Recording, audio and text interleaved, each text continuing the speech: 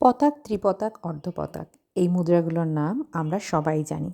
কিন্তু জানি কি এই মুদ্রাগুলো কতগুলো রয়েছে বা কোন মুদ্রার অন্তর্ভুক্ত, ভরতনাট্যম নৃত্যে এগুলো কিভাবে ব্যবহার হচ্ছে, এই সব বিষয়গুলোই জানবো আমরা আজকের ভিডিওতে। নমস্কার, আমি প্রিয়াঙ্কা সরকার। ভরতনাট্যম নৃত্যে মুদ্রা সম্পর্কে আজকে কিছু আলোচনা করব। ভরতনাট্যম নৃত্যে মূলত দুই ধরনের মুদ্রা ব্যবহার হয়। প্রথমটি হচ্ছে অসংযুক্ত হস্তমুদ্রা। অভিনয় দর্পণ অনুসারে অসংযুক্ত হস্তমুদ্রা মোট 28টি। সংস্কৃত শ্লোকের মাধ্যমে মুদ্রাগুলোর নাম বলছি।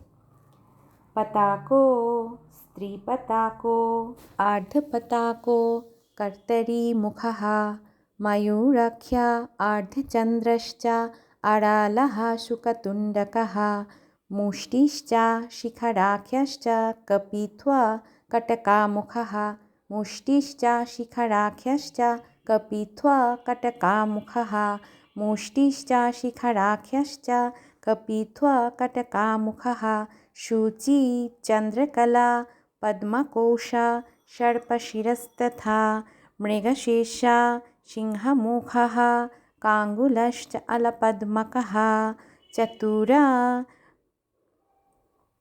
भ्रमरश्चैव हंसस्य हंसपक्षकः साम्दांसो मुकुलश्चैव ताम्रचूरस्त्रिशूलकः इतिया असंयुक्ता हस्ता नमः 28 रीरिता।